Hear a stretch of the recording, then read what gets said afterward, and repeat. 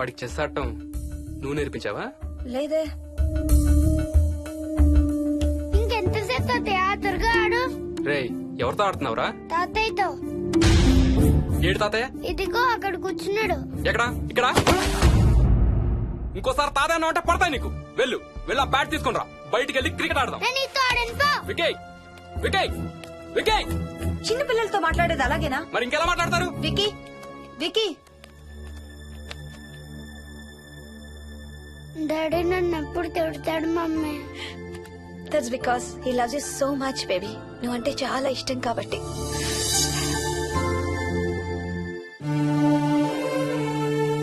Wiki నాకు ఒక చిన్న హెల్ప్ చేసి పెడతావా ప్లీజ్? దా.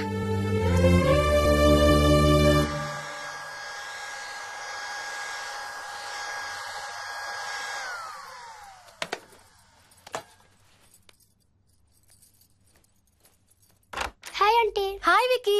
మమ్మీ మీకు బాక్స్ ఇచ్చిరమ్మంది. Thank you. రా లోపలికి రా. ఏంటి స్కూల్ కి హాలిడేనా ఇవాళ? లేదంటే నేనే స్కూల్ కి హాలిడే ఇచ్చేసాను. అంటే నేను అంకుల్ ప్లే స్టేషన్ లో గేమ్స్ ఆడుకోవచ్చా? ఓకే వెళ్ళి ఆడుకో.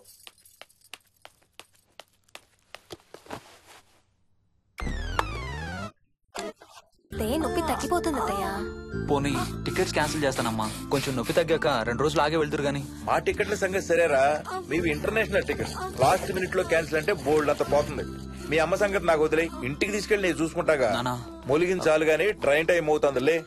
లేవే లే. లే. అసలు నువ్వు రాత్రిపూట నడవకుండా మంచానికి గొలుసులేసి కట్టేయాలి. పగలబండి కాబట్టి సరిపోయింది. అదే ఏ రాత్రి ట్రైన్ అయితే బెర్త దిగేటో పోయేదానివి. ఏ తలుపో తీసుంటే గోవిందా గోవిందా. అబ్బా నువ్వు ఊరుకోనన్నా, అసలే అమ్మ నొప్పితో బాధపడుతుంటే. బాయ్ మోహిని, అక్కడ ఫ్లైట్ దిగాక ఫోన్ చెయ్యమ్మా. అలాగే అత్తయ్య. బుచ్చయ్య అయ్యా. వస్తాం.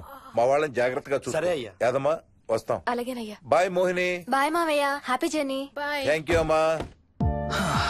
Hyderabad to Paris 10 hours journey. First class seats beds లా ఉంటాయి. ఆలోచించు మరి. అసలు ఆ క్షణం గురించి నేను ఆలోచించని క్షణమే లేదు.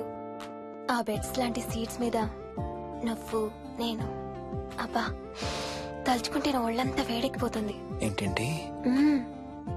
కావాలంటే ఒక్కసారి టచ్ చేసి చూడు. ఇప్పుడా?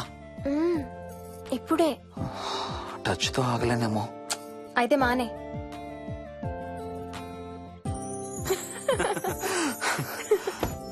రేయ్ తొందరగా రారా, టైం అవుతుంది. సరే వెళ్ళు, నేను ప్యాకింగ్ స్టార్ట్ చేయాలి. ఇవాళ ఏం కలరు? Stop it Harsha. రోజు పొద్దున్న ఏం తింటావు? ఇడ్లీ. రోజు ఇడ్లీనా? ఇంకేం తినవా? అవును డాక్టర్, ఎప్పుడు ఇడ్లీయే కావాలంటాడు. అప్పుడప్పుడు కాన్ఫ్లెక్స్ తింటాడు. ఇటు తిరగమ్మా. రోజు పాలు తాగుతావా? పాలంటే నాకు ఇష్టం లేదు. పెరుగన్నా తింటావా? పెరుగు కూడా నాకు ఇష్టం లేదు. అయితే ఏమిష్టం నీకు? చాక్లెట్స్. ఆ, ఇదిగో తీసుకో. ఇంకోటి ఇస్తారా అంకుల్? మా తాతయ్య కూడా ఇవ్వాలి. అవునవును మర్చిపోయాను. ఇదిగో. Thank you. ఇంతకీ మీ తాతయ్య ఎక్కడున్నారు? బయటే కూర్చున్నారు. సరే అయితే వెళ్ళి మీ తాతయ్యతో ఆడుకో. Sir thank you. మీకు మీ బాబు గురించి చెప్పే ముందు నేను ఈ మధ్య డీల్ చేసిన ఒక కేసు గురించి మీకు చెప్పాలి. ఈ అమ్మాయి పేరు కల్పన. ఇప్పుడు 18 ఏళ్లు. తనకు 10 ఏళ్ల వయసులో నా దగ్గరికి తీసుకొచ్చారు. రాయడానికి చదవడానికి బాగా ఇబ్బంది పడేది. 10th స్టాండర్డ్ 3 సార్లు అన్ని సబ్జెక్ట్స్ లో ఫెయిల్ అయింది. తనకి చదువు రాదనే డిప్రెషన్ తో ఆత్మహత్య కూడా ట్రై చేసింది. అలాంటి అమ్మాయి సడన్ గా ఒక రోజు పుస్తకాలు తీసుకుని రూమ్ లోకి వెళ్లి గంటలు గంటలు చదవడం స్టార్ట్ చేసింది. 10th స్టాండర్డ్ 96% తో పాస్ అయింది. ఎలాగమ్మా అని అడిగితే వాళ్ళ నాన్నగారు రోజు వచ్చి చదువు చెప్పి హెల్ప్ చేశారంది. నిజానికి ఈ అమ్మాయి నాన్నగారు తను పుట్టకముందే చనిపోయారు. చదువు దారిలో పడ్డాక కల్పనకి వాళ్ళ నాన్నగారు కనబడ్డం మానేశారు. ఈ కేస్ గురించి మాకు చెప్తాను. ఇది కల్పన చిన్నప్పుడు తీసిన ఎక్స్రే. ఇది వికీ ఎక్స్రే. ఈ రెండిట్లోనూ ఈ చిన్న బ్లాక్ స్పాట్ చూసారా? దీన్ని యాంటీరియర్ ఫాంటనల్ అంటారు. పుట్టుకతో చిన్నపిల్లలందరికీ తల మీద ఉండే మెతక భాగం 2 ఏళ్లకి 98% దాకా క్లోజ్ అయి ఒక 6 ఏళ్లకి కంప్లీట్ గా గట్టిపడిపోతుంది. కానీ విక్కీకి 7 ఏళ్లు వచ్చినా ఇది ఇంకా క్లోజ్ అవ్వలేదు. వేల సంవత్సరాలుగా హిందువులు బౌద్ధులు ఈ మెతక భాగం కింద సహస్రార చక్రం ఉంటుందని నమ్ముతారు. బాడీలో ఉండే అన్ని చక్రాలలో మానసిక ఎదుగుదలకు కావలసిన అతి ముఖ్యమైన చక్రం. ఈ చక్రాన్ని ఒక స్పిరిచువల్ గేట్వే అని కూడా అంటారు. మెడికల్ సైన్స్ కూడా దీన్ని యాక్సెప్ట్ చేసింది. సైన్స్ చెప్పేదాన్ని, వేదాంతం చెప్పేదాన్ని కలిపి సింపుల్ గా చెప్పాలంటే, పసిపిల్లలకు కొంత ఏజ్ వచ్చే వరకు మనకు కనబడని, అంతుపట్టని ఆత్మల ప్రపంచంతో ఒక ఆధ్యాత్మిక, అదే ఒక స్పిరిచువల్ కనెక్షన్ ఉంటుంది. అంటే వాళ్ళకి ఆత్మలు కనపడతాయా? వాళ్ళకి ఆత్మలు కనబడొచ్చు, వాళ్ళు ఆత్మలతో మాట్లాడొచ్చు, ఆత్మలు చెప్పే వినొచ్చు. కల్పనకి ఎప్పుడైతే గట్టిపడిందో తనకి వాళ్ళ నాన్నగారు కనబడడం మానేశారు. విక్కీ విషయంలో కూడా అలాగే జరగచ్చు అనుకుంటున్నాను. వావ్, ఏంటి నమ్మలేకపోతున్నారా? సబ్జెక్ట్ చాలా హెవీగా ఉంది. Sorry, no offence. కొంచెం నమ్మలేనట్టుగానే ఉంది సార్. మనకు అర్థం కాని చాలా విషయాలు కొంచెం నమ్మలేనట్టుగానే ఉంటాయి. దయ్యాలను చూసినప్పుడు కుక్కలు మురుగుతాయంటారు. సునామీలు, భూకంపాలు వచ్చేటప్పుడు జంతువులకి, పక్షులకి ముందే తెలుస్తాయంటారు. వాటికి మనకు తెలియని ఏదో సెన్స్ ఉంది. అలాగే చిన్నపిల్లలకు కూడా వాళ్ళ ప్రపంచం గురించి మనకు చాలా తక్కువ తెలుసు. కొన్ని బ్లైండ్ గా నమ్మాలంతే. విక్కీకి వాళ్ళ తాతగారు నిజంగా కనబడుతున్నారా లేక అలానే ఊహించుకుంటున్నాడా అనేది మనం నమ్మేదాన్ని బట్టి ఉంటుంది. అదే నిజమైతే వాళ్ళ తాతగారు తన కోసం ఎందుకు వచ్చారో ఏదో ఒక రోజు విక్కీయే మనకు చెప్తాడు. ఒకవేళ విక్కీ వాళ్ళ తాతగారిని ఇమాజిన్ చేసుకుంటుంటే చేసుకోనివ్వండి, ఇట్స్ హెల్దీ. తనకి పాలు, పెరుగు ఇష్టం లేదు కాబట్టి కాల్షియం సప్లిమెంట్ ఏదైనా ఇవ్వండి. ఇది త్వరగా గట్టిపట్టడానికి హెల్ప్ అవుతుంది. మోస్ట్ ఇంపార్టెంట్లీ, మీ అబ్బాయికి బాగా దగ్గర అవడానికి ట్రై చేయండి. తనతో హోంవర్క్ చేయించండి, ఆడుకోండి, బయటికి వెళ్ళండి, రోజుకు ఒక్కసారైనా కలిసి భోజనం చేయండి. విక్కీలో చాలా మార్పు చూస్తారు. చాలా బాగుంది, తీసుకో. అయితే నేను తినేస్తా.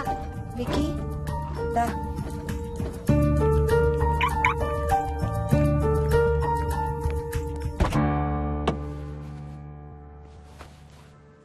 Wiki, listen to me carefully. ఇక నుంచి అన్ని ఆటలు మన ఇద్దరమే ఆడుకుందాం. నీకెప్పుడు ఆడుకోవాలనిపించినా నన్ను పిలు, నేనొచ్చి నీతో ఆడతాను. తాతతో గాని రాజుతో గాని ఆడుకోవటం మానేయాలి, అర్థమైందా? తాత అంటే నాకు చాలా ఇష్టం డాడీ. తాత చచ్చిపోయాడు, ఈ లోకంలో లేడు. నువ్వు పుట్టక ముందే చచ్చిపోయాడు, అర్థమైందా?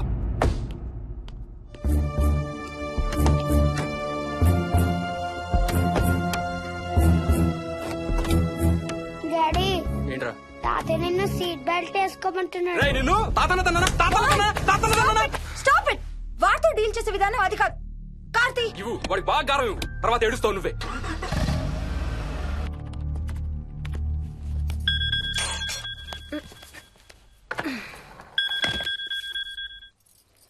హలో. హాయ్ బేబ్స్, ఏంటి ఏం చేస్తున్నావు? ప్యాకింగ్. ఎప్పుడు వస్తున్నావు? బయలుదేరుతున్నాను. Hey, you know something?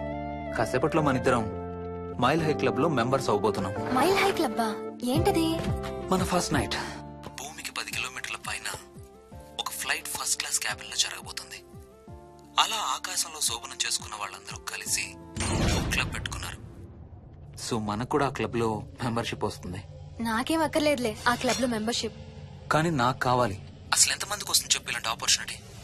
మొదటి రాత్రి, మొదటిసారి భూమికి 36,000 ఫీట్ పైన ఒకే దుప్పట్లో ఇద్దరం. ఛీ, కంపు. హే, దుప్పటా నేనా? అది కాదు, ఇంట్లో మళ్ళీ ఆ మందు కంపొస్తుంది. అసలు మా ఎవరికి రాని కంపు నీకెలా వస్తుంది? ఓహో, మర్చిపోయాను, నీ చాలా సెన్సిటివ్ ముక్కు కదా. చాలే ఆపు, తొందరగా బయలుదేరు. ఏ హర్ష, ఆ, ఎన్నింటికి రా ఫ్లైట్? నైట్ 11:30కి రా. Honeymoon in Paris, you lucky bugger. All the best. Thank you రా. ఆల్ ది బెస్ట్ రా. రే, థ్యాంక్స్ రా. రే, డౌట్లు ఏమైనా వస్తే ఫోన్ చెయ్యి. ఏం డౌట్లు?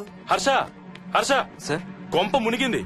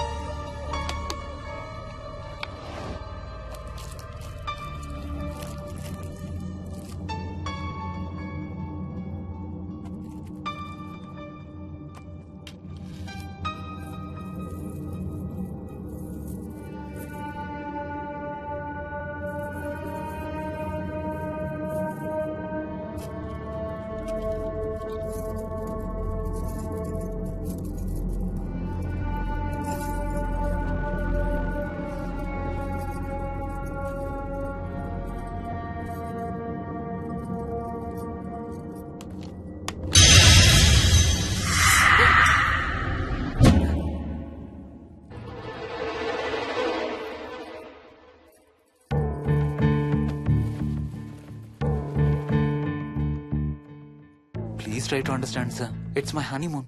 ఫ్లైట్ టికెట్స్, హోటల్ రూమ్ కి అన్నిటికీ ఆల్రెడీ పే చేసేసాను. ఇప్పుడు లాస్ట్ మినిట్ లో క్యాన్సిలేషన్ అంటే మొత్తం పోతుంది. నువ్వు ఇప్పుడు బెంగళూరు వెళ్ళకపోతే మన కంపెనీయే మూసేయాల్సి వస్తుంది. అలా కాదు sir. Harsha, please try to understand. ఒక్క కంప్యూటర్ కాదు, మొత్తం మెయిన్ ఫ్రేమే కొలాప్స్ అయిపోయింది. బీపీ ఆపరేషన్స్ మొత్తం షట్ డౌన్ అయిపోయాయి. నువ్వు బెంగళూరు వెళ్ళాలంటే తప్పదు.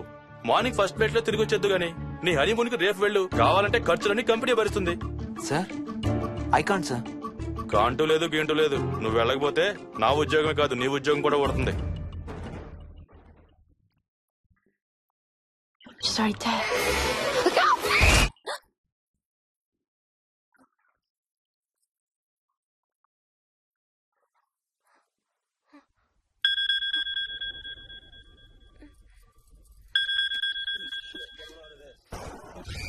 హాయ్. ఏంటి అరుపులు కేకలు? సినిమా చూస్తున్నాను. మళ్ళీ ఇంకో హారర్ సినిమానా? ఏంటి ఇంకా రాలేదు?